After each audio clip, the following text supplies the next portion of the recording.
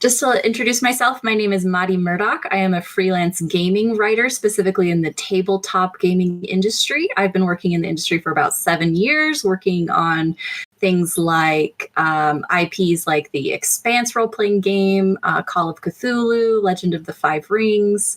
And so gaming is definitely my life, but my job that I use to pay the bills is actually that I am an adjunct professor on campus at Westminster College in Salt Lake. There I teach writing and literature and linguistics. And so for me, gaming is a huge part of my hobby. It's also part of my actual work. And I kind of wanted to meld that with what I do on campuses. And so I've actually acted as a faculty advisor to several gaming clubs.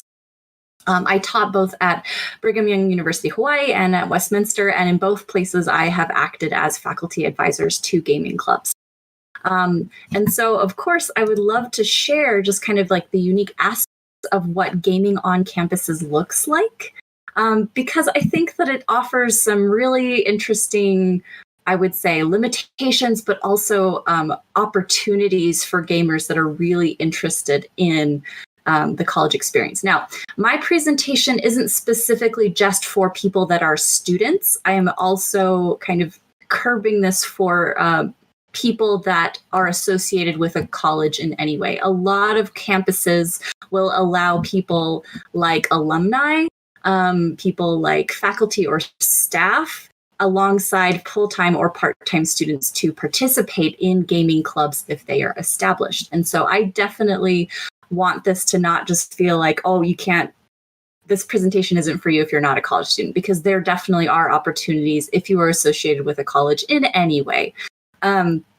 So just to kind of start off, there are 3 aspects to this presentation. The first part is I'm going to talk about the unique characteristics of college gaming and campus gaming and what that might look like for you. That's kind of like the boring technical stuff. Next, I'm going to go specifically to talk about how to run a club on campus, what it might look like, what you would have to do. And that'll be just kind of a brief overview because each campus is going to be a little bit different. And then lastly, I'm going to focus on what are your resources as a gaming entity, like what can you do as a gaming club? Obviously here I have a bunch of icons. These are definitely some of the most popular games that the gaming clubs that I've been associated with has played in the past. So we've had things like League of Legends tournaments. We've introduced new players to tabletop gaming like Dungeons and Dragons and Call of Cthulhu. We've had parties where we all just kind of like turned off the lights and played or watched someone play Five Nights at Freddy's, right? So there's a lot of really fun, cool stuff that you can do with a gaming club for players of any level. So just to kind of start off into the more technical aspect of gaming, on a college campus, I want to talk specifically about what makes college gaming unique. And the reason that I'm bringing this up is because it's very different from how you would game maybe just like with your friends in your home, or maybe even a club like at your library or a community center, because there are a couple of things that are very specific to campus that I think that we should talk about. The first kind of column or box that I'm looking at is specifically talking about administration. Now, when you're on a college campus, obviously you are beholden to the rules and regulations on your campus. And so your campus advisors are going to be very heavily involved in campus activity, campus leadership, and campus funding. And so most of the time, if you haven't actually started a club on campus yet and you want to start a campus gaming club, you'll need administration approval. And usually what that looks like is you submit some type of proposal form, and whoever's in charge of campus organizations or clubs will kind of look it over and decide, okay, this is going to be an organization that we will allow to operate on campus.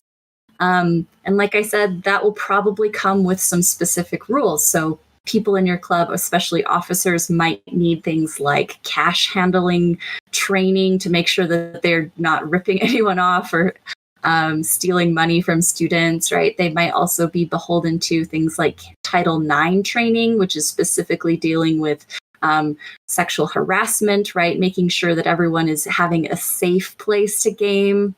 It's also likely that you'll be working with someone like me who's a faculty advisor. Will kind of be in charge of working with you to organize events and then making sure that everything's okay.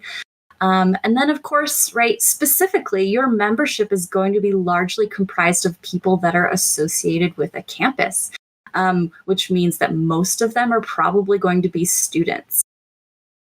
That offers a unique opportunity because most students are pretty busy people. And so they're going to be using the club for a specific thing, to socialize, maybe as like a dating outlet, to blow off steam, right? And so they're definitely going to be coming to this club with a very specific set of things in mind, which is, hey, I'm a busy college student and I need this club for X, Y, or Z purpose. And so I think that on campus itself, it's a really interesting place to find some of these like boundaries that you have to work under, but it's also a lot of fun. And I'm going to go ahead and move over to why a college campus club might be dynamic, right?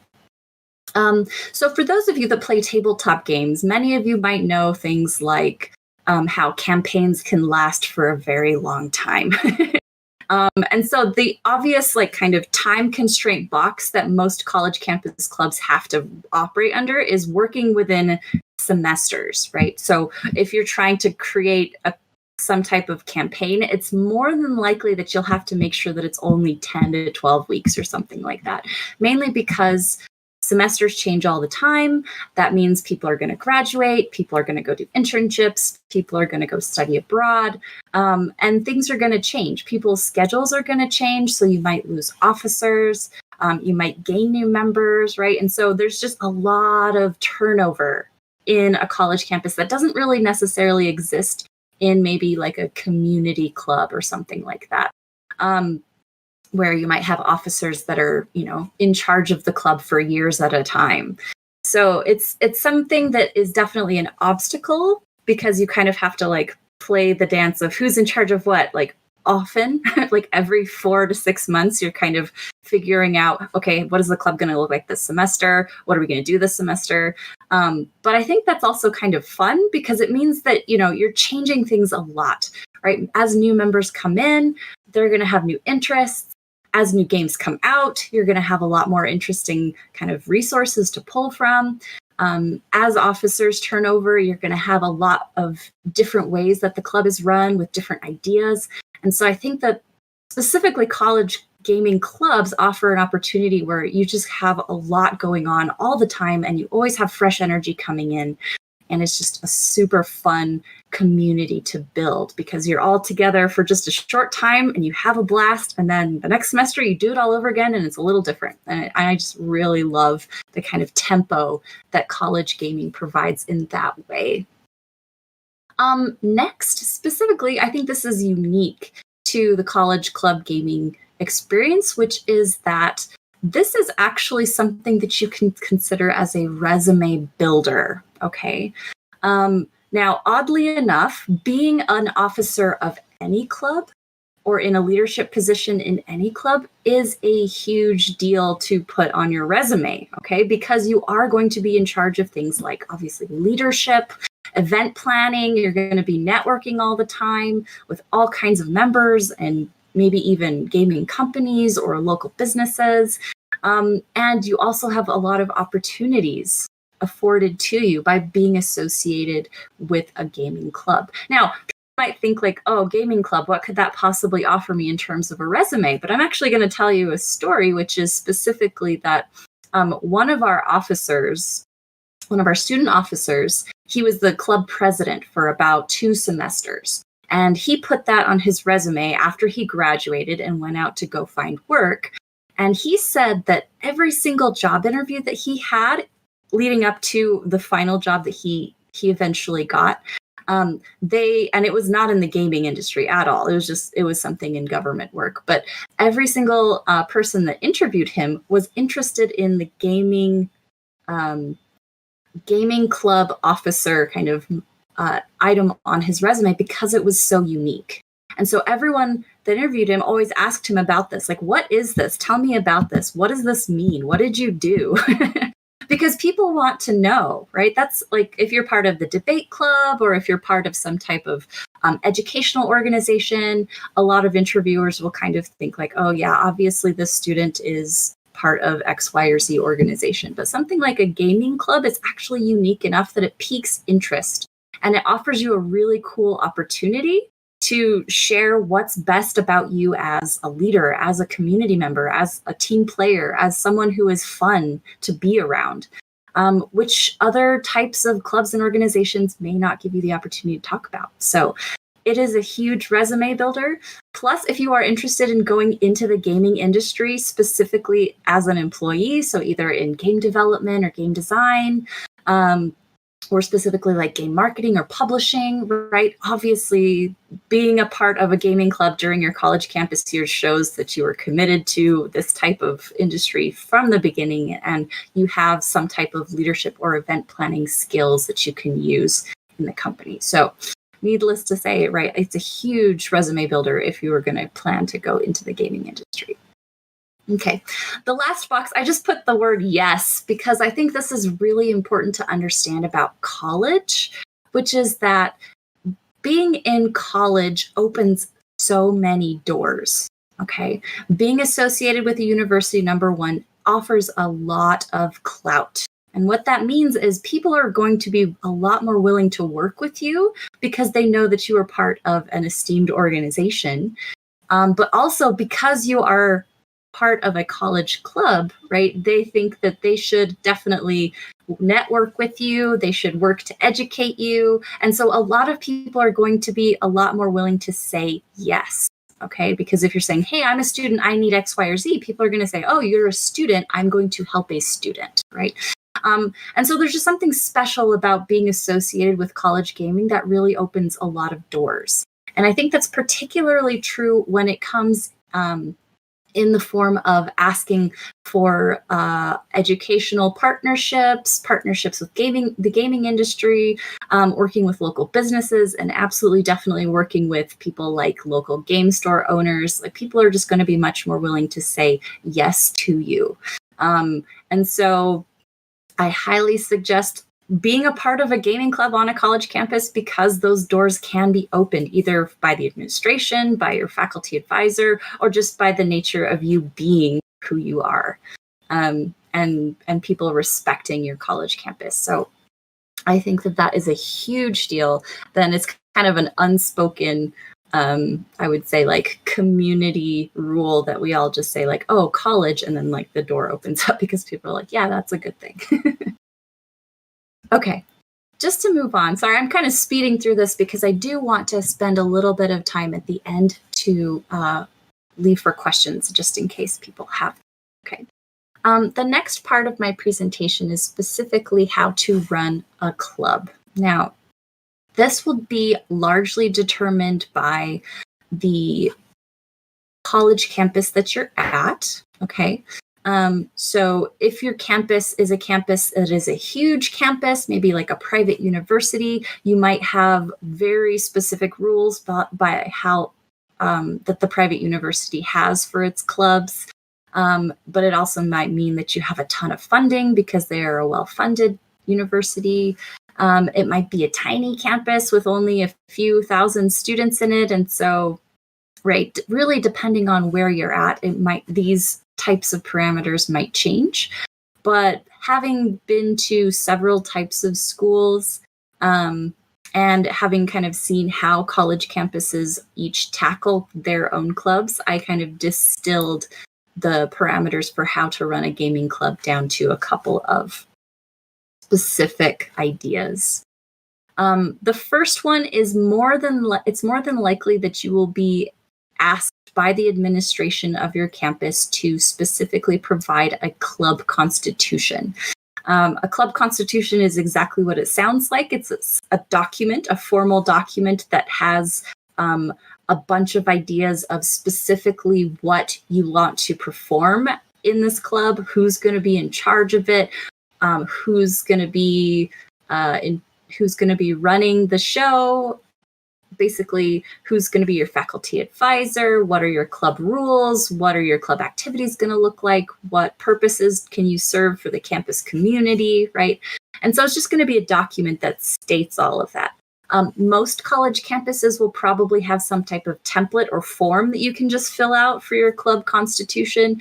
But some of them might be quite, I would say, maybe lax in their club constitution parameters. They might just ask you like, okay, what is this club about? And you just have to talk to somebody and then they approve it. Okay.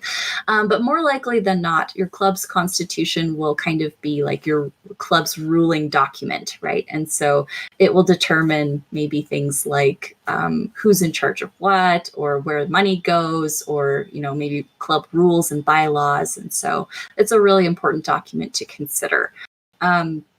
I think one thing that's important about a club constitution is that, as technical as it should be, we have to remember that obviously, like, starting a club like a gaming club is supposed to be fun, right? This is supposed to be not a club where you're necessarily focused on things like professionalism or I would even say like career opportunities like some other clubs are. Really what this type of club is for community. It's for having fun. It's for providing a safe space for people to play games. It's also specifically a place where maybe people who have never played games before can try playing games or be taught how to play games by experienced players. And so I think those are the types of things that you want to remember when building a club constitution, right? Remember that more than anything. And so you want to build an environment where that is going to be a success. For the most recent club constitution that I worked on, that's for the Board with Friends Club here at Westminster College. And we specifically wanted to start this tabletop gaming club on campus because of COVID-19, right? The campus is shut down, and so there aren't very many things that students can do together, right? So they've tried to do campus activities like online rallies or community building events that are on Zoom. So they have things like drink coffee and talk to people. And so we thought that it would provide a gaming club would actually provide a really important community building service for a campus that is basically on lockdown, where students aren't really allowed to congregate on campus because of the COVID restrictions. And so obviously tabletop gaming is something that you can do online. Same thing with video gaming. You can do that online together. And so we thought it would be a good idea to use our club constitution to submit to our campus saying like our main purpose is to provide students with an outlet to do something as a campus community. Some place where they can have fun together and make friends and meet people that they wouldn't meet locked up in their dorm room all day. And so really kind of consider what sort of service or what sort of community that your unique club can build on a campus, even in a pandemic, right? So that's an important thing to consider. All right, the next thing that I'm going to go to is talking about club officers. Now, generally, club officers will be, again, like I said, kind of determined by what your specific maybe student leadership group or whoever's in charge of college campus clubs might kind of determine. But largely, it's more than likely that you'll have at least a president and maybe a vice president. You'll probably have someone who's in charge of the treasury, right? So funding, keeping the budget and that type of thing. You'll probably have someone that's considered a secretary who's in charge of keeping notes and maybe writing the history down of your club. Also kind of being in charge of submitting documents and whatnot. You also might have someone that's in charge of marketing. So someone who's in charge of making sure that your club has advertisements or an online presence or something like that. So officers are basically going to be the people in charge of the club. Now, it's not likely that they'll say like, okay, this is the game that we're playing this week, but it's more likely that they'll be in charge of going to meetings, working with the administration, getting signatures from your faculty advisor, planning the events, scheduling rooms, making sure that there's enough money in the budget to do certain things, organizing transportations to different places, reaching out to local businesses or gaming companies, and kind of doing all of that behind the scenes work. Now, it is kind of a daunting task to be an officer in a gaming club, but like I said, you're doing a lot of professional career building types of work by being an officer. And so, yes, it's fun because you do eventually get to play games with people, but it is kind of like a part-time job being an officer in a club because you are responsible for making sure that everyone has fun, making sure that all the games are available, making sure that you have a place to play those games. And so officers are really important for that. And like I said, being on a college campus might mean that you have a huge turnover rate for officers because every semester people are going to graduate and every semester you're going to have new people. But definitely when you have someone that's super invested in your club, officers can be the best people to work with. They can really make your college club super fun. So making sure that you have a good set of officers is always going to be a super important part of how to run a club. Okay. The next one, I'm not going to go into too much detail on because, again, this depends on specifically your college campus policies. But most of the time, the reason to make a gaming club in the first place is because your college will actually give you money as a club, right? They will give you some type of budget. And they will also often meet any type of fundraising activities that you do. And so obviously, if your club has money, it means things like going on trips, buying things like pizza or snacks for your game nights, maybe purchasing games or maybe purchasing prizes for tournaments. And so definitely you want to consider what are your kind of campus funding options by being a part of a club, because it's more than likely that they will give you something that is worth your while. Obviously, you'll probably have to have someone who's in charge of that to record all of the expenditures and the cash flow details, but it's definitely going to be something that's worth it because you're going to be able to just do a lot more stuff. So, for example, some of the college activities that we did at BYU Hawaii was that every semester we would always have a huge party for everyone just to kind of kick off the semester, and it would be a gaming party. We would actually rent out the gaming center on campus, and we would buy everyone pizza and drinks, and we would just have a huge blast, and we would just kind of invite everyone to show them what types of games we were playing. And that was all made possible because of campus funding. And so just kind of think about like what you would need money for, because colleges are more than likely going to give that to you for the club.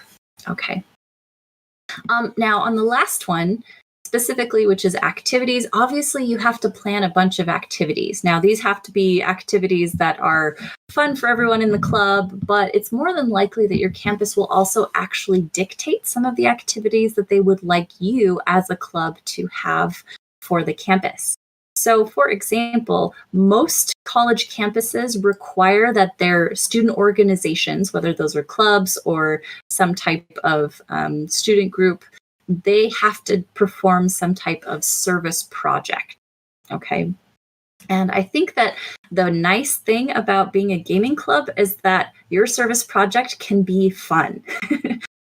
So, for example, one of the clubs I was a part of, we specifically did a service project where we did a children's game night where we just did a bunch of like carnival games and easy video games for kids for all of the students on campus that had children. And so they would bring their kids over and then they would play, all of the games for fun. And it was just kind of like a small mini carnival on campus. And that was the service project. And all of the officers and club members were in charge of like running the booths and making sure there was snacks, and it was a really fun night. And it didn't really feel like a service project, but it was a service for the community because it was something that the kids associated with the campus could do. So just kind of think about what types of service projects you could do, because I think that you can get really creative. Some of the ideas that the other clubs that I've worked with have had were things like teaching people specifically how to run an online game because they've never done that before. And that's also kind of a service, right? Teaching people how to connect online is super important. Another one was specifically teaching kids how to play Dungeons and Dragons. Another one was we actually went to the game room the game activity center on campus, and we cleaned the whole thing. And then in exchange, the game center actually let us bowl for free because they had a bowling lane there. So there's a lot of really interesting things that you can do besides just playing games with your gaming club. I would say another thing that's also really fun is that if you actually work with specific gaming industry partners, you can actually organize formal tournaments on campus. So this is especially important with campuses that have esports tournaments or some type of esports team. You can actually, as a club, join different official tournaments that are held all over the country, which is actually also a lot of fun. And they can be for fun, or they can actually be for more competitive rankings and stuff like that. And so there's more than you can do that you can do than just, like a board game night or a magic card night or just having a tabletop role-playing game campaign. So just kind of think about that as well. Another type of activity that I think is also really important is having some type of professional or career night. And I've seen a lot of college campuses also require this of student organizations, where they say, okay, a college student group should have some type of networking or industry outreach or like mentoring session involved in the semester's activities. And this can be really fun because it might mean asking industry partners to actually come work with the students and talk about maybe what it's like to work in the gaming industry. It could be something like a panel Q&A to talk specifically about questions that students might have about making games or playtesting games. It could be something specifically like figuring out what type of internship opportunities there are available at different gaming industries. And so there's a lot that you can definitely consider when it comes to other activities that are, fun, service-oriented, but then also professionally oriented as well. So those are all really important to think about, because, that's one of the main reasons why people go to college, right, is to get a good job afterwards. And I think that definitely there are interesting ways to make that happen inside of a gaming club that you can try. Okay. Now to move on, this is where I kind of break down, I'm going to go ahead and break down the presentation into a couple of sections, mainly because I think there are different types of campus gaming that may require different things. So obviously things like an esports oriented club might want certain things, or a tabletop gaming oriented club might want certain things. And then obviously maybe a card game or board game oriented club might need certain things. And so I would just want to talk briefly about some of the resources that are available for those needs. Okay. So just to start kind of overall, what a campus can provide a club. Obviously, there's going to be things like rooms and tech equipment and all of that stuff, and I'll just kind of go through that. Most campuses will have some type of designated gaming area, whether that's a game center or activity center, and they'll generally have things like TVs or tons and tons of outlets or spaces for community gathering.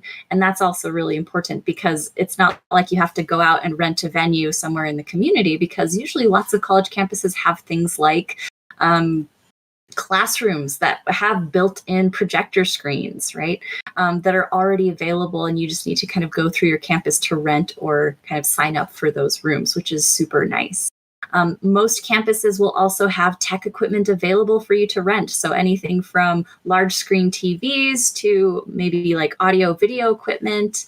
They might have also things like microphones or cameras for you to rent through either their media center or their library. And that's all fun stuff that you can play with.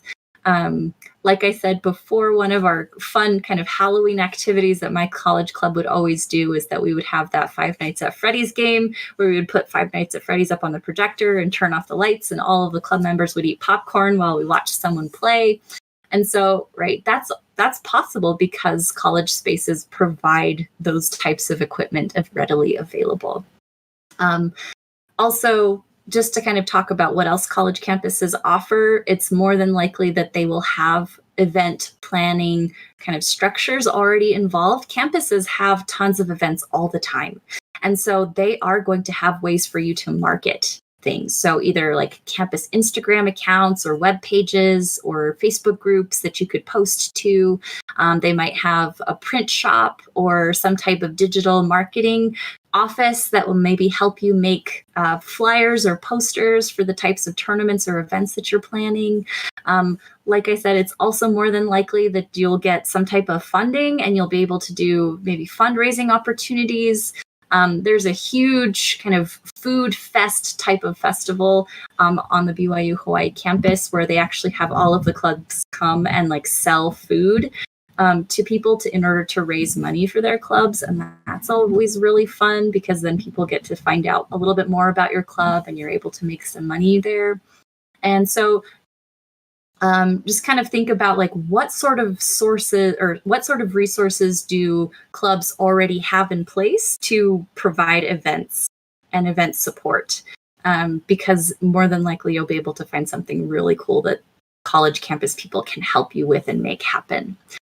It's also more than likely that college campuses will also have a fleet of transportation vehicles that you can rent. So I remember specifically our club organized a movie night to go see the Warcraft movie when it came out, and we rented a bunch of vans and we drove into town to go watch the movie as a club, and that was all funded by the club, and we were able to rent cars through the university. And so, right, that's pretty a cool idea to do. So again, just kind of think about that. And obviously, if you pick an advisor who either has worked in an industry that is kind of related to gaming or is at least interested in gaming, you can definitely work with a college advisor to maybe get some networking or internship opportunities available to you as well, which is kind of a fun thing. And specifically unique to a college campus as well. So again, a lot of it is just kind of looking and seeing what your college is already doing and seeing how you can kind of make that fit what you want and then take advantage of what's already available. Excellent. Okay.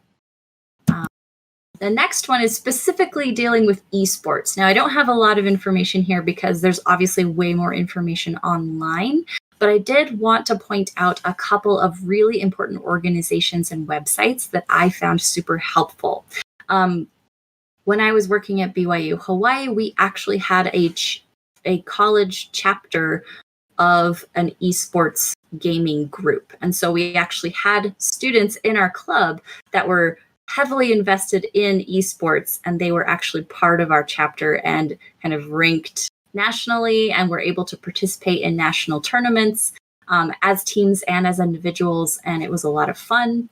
And also, I think esports is a really important thing to remember because college esports is becoming super important in the time of COVID. The NCAA, which normally handles sports and athletics competitions, they had an opportunity to actually get into the esports scene, and then they kind of backpedaled and decided not to.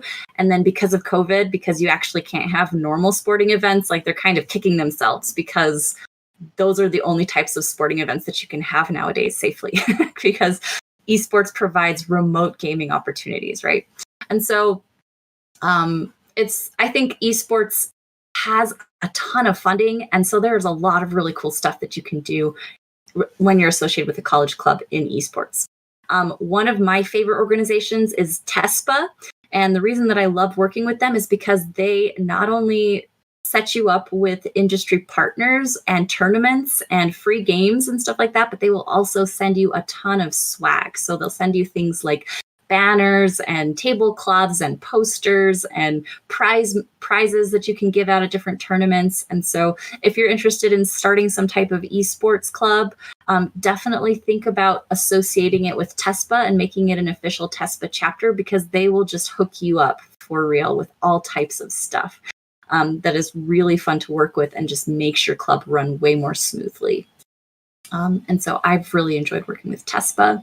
The National Association of Collegiate Sports, they're really awesome because they specifically give you a varsity esports association experience. So just like maybe like your college having a varsity basketball team, right? If you have a club that's registered with the NACS, basically what you're doing is getting specific help in that regard. And so they kind of help you figure out what scholarships are available. They give you educational support. And then they also potentially also recruit you to different colleges that have really good esports teams if they think that you're qualified. And so they're really, really helpful. The next one that I want to talk about is the Electronics Gaming Federation. This one is really awesome because they work with high school teams and college teams for esports.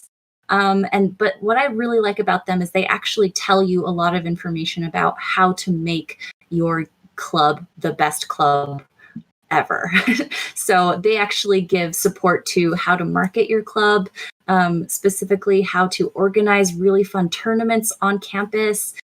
They tell you how to maybe like run an esports kind of bracket tournament if you've never done that before, how to introduce new players and stuff like that. So I really like the EGF because they are super just like willing to work with you to make your esports program just super fun and viable and function really, really well. The last one is actually not specific to esports, but I think it's also really important, which is the Next College Student Athlete website. Because they actually have a list of scholarship opportunities for students that are esports competitors.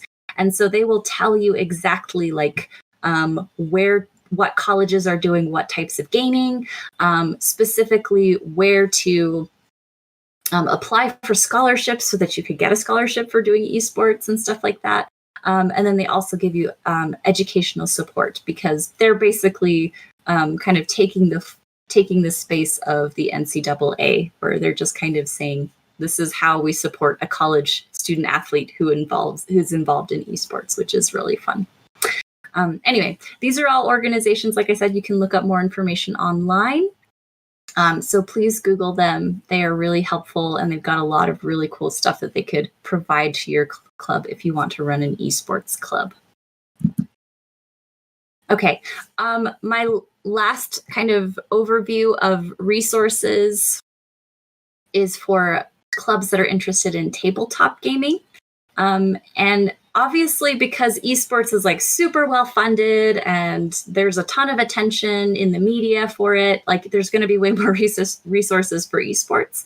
But I think the tabletop gaming community is actually quite tight-knit and is a wonderful community to get to know. And so I think that there's great opportunities there, maybe not as prestigious or as financially viable, but there's a lot of really good opportunities if you can kind of think about where to get them.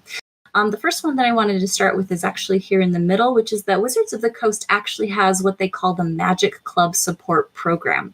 So if your club is one that either plays Magic the Gathering or Dungeons and Dragons, they will actually send you kind of like a digital kit to share with your club members. So this will involve things like perks and download codes for D&D Beyond, which is their kind of online gaming service. They also might send you like download codes for their Magic Arena game so that your players can play online. And so it's kind of just a small way that the Wizards of the Coast can help the tabletop gaming community. This one isn't specifically limited to college campus clubs, but it is something that, maybe even like a Boy Scouts group could potentially benefit from. And it's just a nice way that Wizards of the Coast kind of helps facilitate gaming in community groups, which is really fun.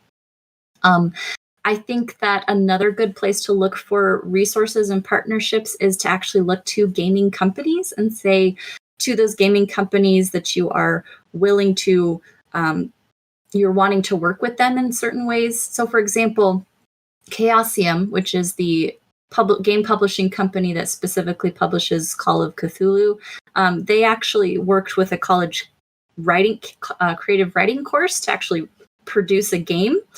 which was kind of fun. And that was simply because either the professor or the students reached out to Chaosium, and Chaosium was willing to make that partnership and give the students the opportunity to actually creatively work on a gaming product, which was really cool. And so just to kind of recall back to that idea of the power of yes, right? Like people will definitely say yes if you ask. So it's a great idea to kind of reach out and ask what's going on. The last thing that I want to talk about is local support. If you are a member of the gaming top community at all, you will know that the local game store is the best place to get anything. One of the wonderful things that I discovered is that if you are part of a college club, then game stores might be willing to do things like let you host events in their store. They might give your club discounts on things like magic cards or other types of merchandise. They might allow you to actually hold tournaments and stuff like that. And so your local gaming store is going to have so many awesome opportunities for you if you just reach out and ask. And the nice thing about most college towns is that there's probably going to be more than one gaming store where you're at. And so you can definitely kind of ask around and say like, hey, we're part of this club and we want to do this thing. What would be something that we could kind of partner on for your game store? I think gaming store owners more than likely will be willing to say yes because they love gaming and they love people coming into their store and making purchases. And so they'll also be willing to help with you.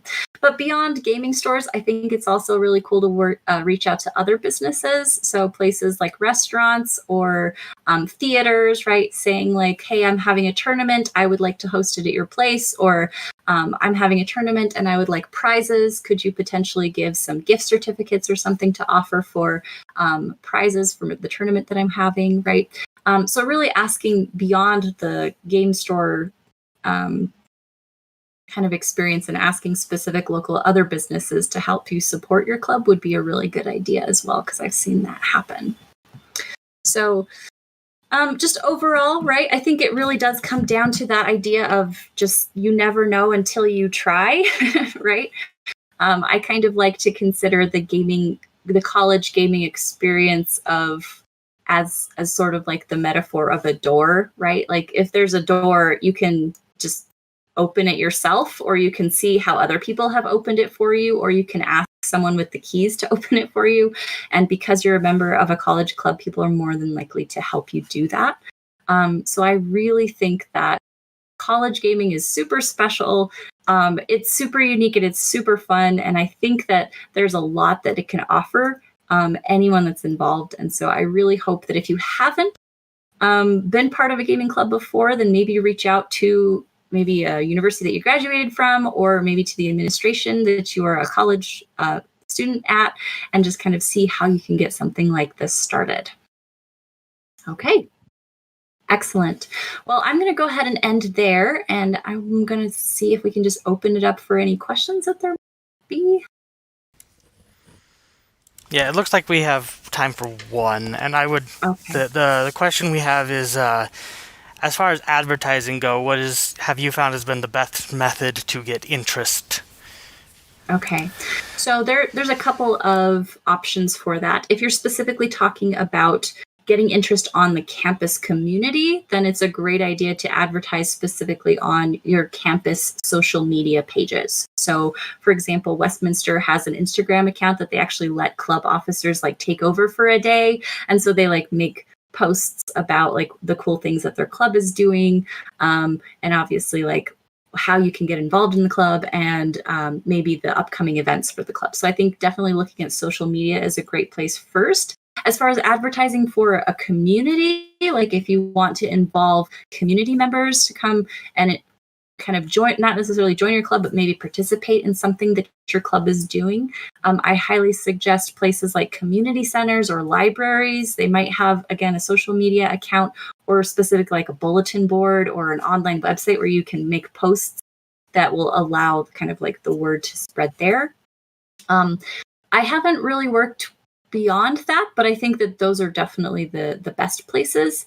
And so I think also besides that, if you want to specifically make printed advertisings that you can just like post anywhere, it's more than likely that your college campus will have some type of print shop where you can make business cards or flyers or even like tickets and things like that. And so go there and see what types of print service offerings that they have for your marketing needs.